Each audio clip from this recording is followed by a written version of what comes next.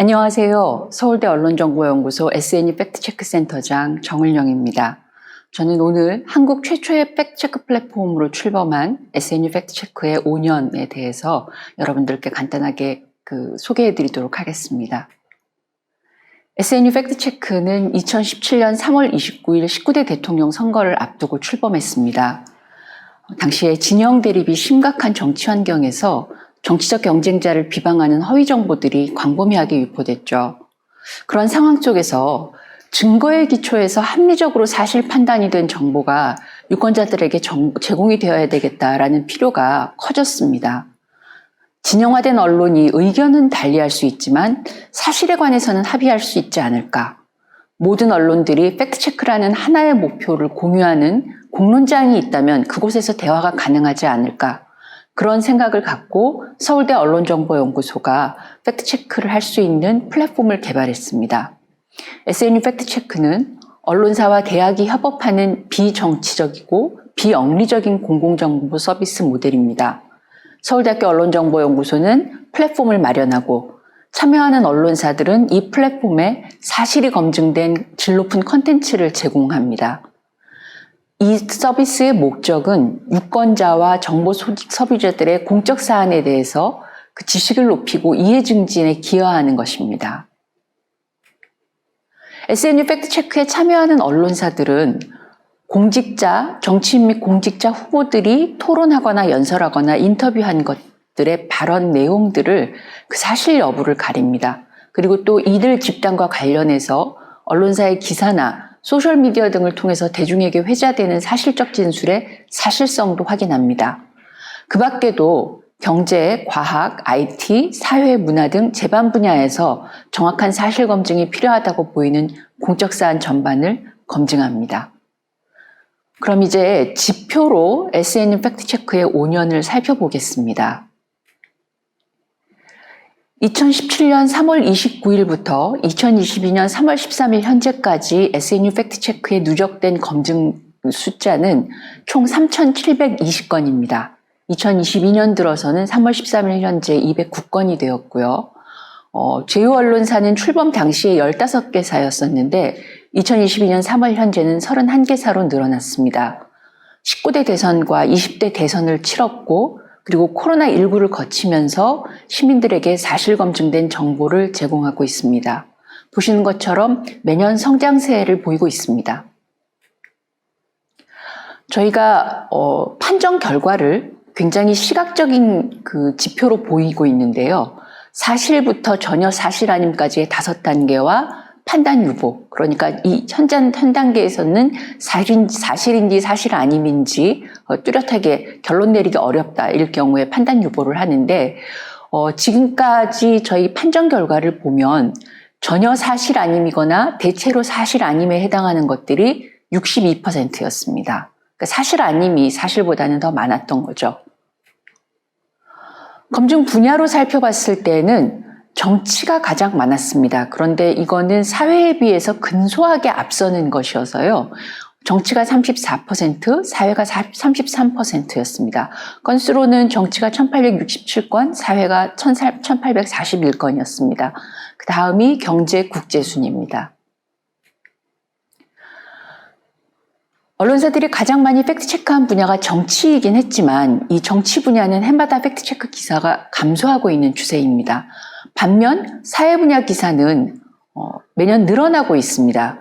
특히 2020년과 2021년의 사회 분야 증대는 코로나19 검증이 늘어난 영향으로 분석하고 있습니다.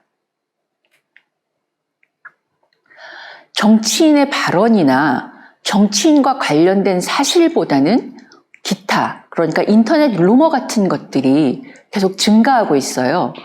그래서 2017년에 비해 봤을 때 2021년에 하면 그 숫자가 굉장히 인터넷 루머에 있어서 인터넷 루머 같은 것들이 검증 숫자로 굉장히 늘어나고 있습니다. 검증을 할 때 쓰고 있는 근거 자료가 어떤 게 가장 많은가를 보니까 여전히 관련인의 발언이 가장 많았습니다. 그렇지만 그 발언 못지않게 법률이라든지 규칙이라든지 보고서나 통계 자료 이용도 많았습니다. SNU 팩트체크는 검증의 주요한 원칙으로서 SNU 팩트체크뿐만이 아니라 모든 팩트체크는 몇 사람의 코멘트에 의존하는 것이 아니라 단단한 물적 근거를 토대로 해야 하는데, 이러한 단단한 물적 근거를 중요시하는 것이 점점 더 늘어나고 있는 추세입니다. SNU 팩트체크는 대단히 독특한 장치를 하나 가지고 있습니다. 바로 교차 검증입니다. 이 교차 검증은 전 세계적으로도 유사한 예를 찾기가 어렵습니다. 하나의 이슈에 대해서 2개 이상의 언론사가 서로 검증을 하는 것인데요. 이렇게 검증을 할 때 서로 같이 시작을 하는 것도 아니고 어떤 결론에 이르는 과정에서 서로 논의하는 것도 아닙니다. 다만 각각 그 증거에 기반해서 검증을 하고 그 한 언론사가 검증하고 난 다음에 다른 언론사가 검증을 해서 동일한 결과에 이르기도 하고 때로는 다른 결과에 이르기도 합니다. 근데 서로 다른 판단을 하더라도 증거에 기반해서 사실 검증을 한다는 점에서 이것이 시민들 사이에 어떤 합리적 사실에 기초한 공적 논의가 되기를 기대하는 차원에서 교차 검증을 마련했었습니다. 지금까지 교차 검증이 된 건수를 보면요. 전체의 13%, 약 475건입니다. 그리고 교차 검증을 했었을 때 완벽하게 일치한 것이 57%, 불일치한 것이 43%였는데요. 이 불일치의 경우에도 대체로 사실과 사실 사이에서의 한 단계 구간 정도의 차이가 많습니다. 완전히 불일치하는 경우는 저희가 3단계 이상 차이가 났을 때에는 논쟁 중으로 표시하는데 그 논쟁 중은 그렇게 많지 않았습니다. 코로나19에 관해서만 좀 살펴볼게요. 코로나19에 관해서는 2020년 1월 20일부터 저희가 코로나19 검증을 별도 태그를 달아서 검증을 하고 있는데 2022년 2월 말까지 520개의 코로나19 혹은 코로나 백신 관련 검증이 있었습니다. 코로나19 허위 정보에 관련해서는 앞서 말씀드렸던 인터넷 루머 등의 기타가 정치인 공직자의 발언이나 정치인과 관련된 사실보다는 훨씬 많았습니다. 이렇게 기타로 분류된 검증의 77%가 인터넷 공간 등에 떠도는 루머였고요. 22%는 언론의 잘못된 보도에 대한 검증, 그리고 1%는 외신 검증 보도였습니다. 그러니까 코로나19에 관해서는 잘못된 언론 보도에 대한 검증도 꽤 이뤄졌던 셈이죠. 코로나19 검증에서 가장 많이 검증됐던 것은 백신에 관한 내용이었습니다. 그 백신에 관한 내용이 33%로 가장 많은 비율을 차지했고 그 다음으로 전염 경로나 전파력, 예방, 진단, 후유증에 관한 것이었습니다. 검증 대상에서는 의학 정보가 가장 많기는 했는데요. 정부 보건당국의 대응에 대한 것들도 검증이 많이 됐습니다. 이 정부 보건당국의 대응에 대한 것은 그러니까 정부 보건당국 대응에 대해서 만들어지는 허위 정보에 대한 검증이었었습니다. 지금까지 지표로 저희 양적인 측면에서의 SNU 팩트체크의 5년을 살펴보았는데요. 그동안에 그러면 질적으로는 어떤 변화가 있었는지 말씀드리겠습니다. 제일 중요한 것이라고 하면 SNU 팩트체크 원칙을 제2언론사 만장일치로 제정했다는 것이라고 할 수 있겠습니다. SNU 팩트체크는 2019년 10월에 제2언론사 만장일치로 SNU 팩트체크 원칙에 합의했는데요. 이것은 팩트체크 규범의 국제표준이라고 할 수 있는 인터내셔널 팩트체킹 네트워크의 코드 오브 프린서플즈를 한국화한 것입니다. 팩트체크는 불편부당성과 비당파성을 견지해야 한다. 팩트체크의 검증 대상은 정당한 공적 관심사와 관련이 있는 것이어야 한다. 의견은 검증 대상이 될 수 없다. 팩트체크의 근거자료들은 확인 가능하게 공개되어야 한다 등 불편부당성과 투명성을 핵심적으로 강조한 7개 항으로 구성되어 있습니다. 저희 팩트체크, SNU 팩트체크에 제휴하고 있는 언론사들은 보수로 분류되는 언론사도 있고 진보로 분류되는 언론사들도 있습니다. 그렇게 서로 지향이 다른 언론사들이 팩트체크 원칙에 관해서는 합의를 이뤘다는 것이 성과라고 할 수 있겠습니다. 팩트체크는 사실 질 높은 저널리즘을 실현하는 방법입니다. 팩트체크의 주요한 원칙인 불편부당성과 투명성을 준수한다면 그 자체로 좋은 저널리즘을 실천한다는 의미라고 할 수 있으니까요. 한국 언론의 고질로 꼽히는 것이 정치적인 경향성입니다. 정치적인 경향성이 어떻든 사실을 기반으로 해서 그 사실에 대한 참거짓만을 가린다는 것, 이것은 대단히 중요한 일이라고 생각을 합니다. 그리고 한국 언론에서 익히 볼 수 있는 문제점이 바로 익명인용 같은 것인데, 투명한 팩트체크에서는 익명인용들을 삼가는 것을 권장하고 있습니다. 그래서 익명인용도 극복이 될 수 있기 때문에 팩트체크를 한다는 것 자체가 질 좋은 저널리즘을 하는 것이라고 볼 수 있겠습니다. 그래서 저희 SNU 팩트체크에서는 팩트체크 검증 건수 숫자가 늘어나는 것 못지않게 팩트체크 원칙을 지키는 질 높은 저널리즘을 해달라고 저희 제휴사들에게 요청을 하고 있습니다. 그래서 이러한 요청에 그치지 않고 기자들을 대상으로 팩트체크 디플로마를 운영을 하면서 재교육을 하고 있습니다. 그리고 SNU 팩트체크에 게시된 우수 팩트체크 사례들은 축적을 해서 그 자료들을 언론계나 시민사회에 좋은 팩트체크의 모델로 확산하기 위해서 노력하고 있습니다. 검증 과정에서 저희가 굉장히 강조하는 것이 맥락성과 투명성입니다. SNU 팩트체크에서는 왜 이 팩트체크를 하는지 경위를 설명을 하고 그 경위뿐만이 아니라 맥락을 충분히 제시하도록 독려를 하고 있습니다. 맥락이 풍부한 설명이 허위 정보의 그럴듯한 이야기들의 허점을 짚어낼 수 있기 때문입니다. 팩트체크의 객관성을 인정받는 방법은 검증 과정을 투명하게 드러내는 것이죠. 그래서 SNU 팩트체크에서는 실명 인용뿐만이 아니라 모든 취재 자료들을 가능한 다 링크를 걸어서 공개하도록 강조하고 있습니다.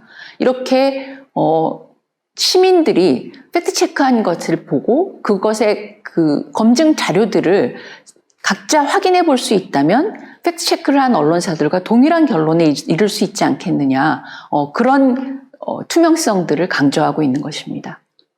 SNU 팩트체크는 협업과 연대로 그 팩트체크를 확장해 나가고 있습니다.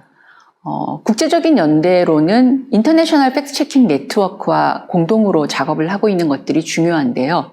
2019년에는 IFCN과 공동으로 팩트체크 워크숍을 기자들을 대상으로 개최를 했고요. 2020년에는 SNU 팩트체크 센터장이 IFCN의 인디펜던트 보드 멤버로 지명이 돼서 그 글로벌 팩트체크 커뮤니티의 일원으로 참여하고 있습니다. 그리고 2018년부터는 글로벌 팩트에 한국 기자단을 파견을 하고 있습니다. 코로나19가 거세지고 난 뒤로는 서울시에서 시민들을 대상으로 그 코로나19 생활 정보를 제공하는 데에 저희 SNU 팩트체크의 코로나19 정보를 제공하고 있고요. 한국언론진흥재단의 빅카인즈에도 SNU 팩트체크 코로나19 정보를 연계해서 시민에게 봉사하고 있습니다. 2020년부터는 고등학생들을 대상으로 청소년 대상 팩트체크 스쿨을 온라인으로 운영하고 있습니다. 팩트체크를 하는 데에는 어려움이 많습니다.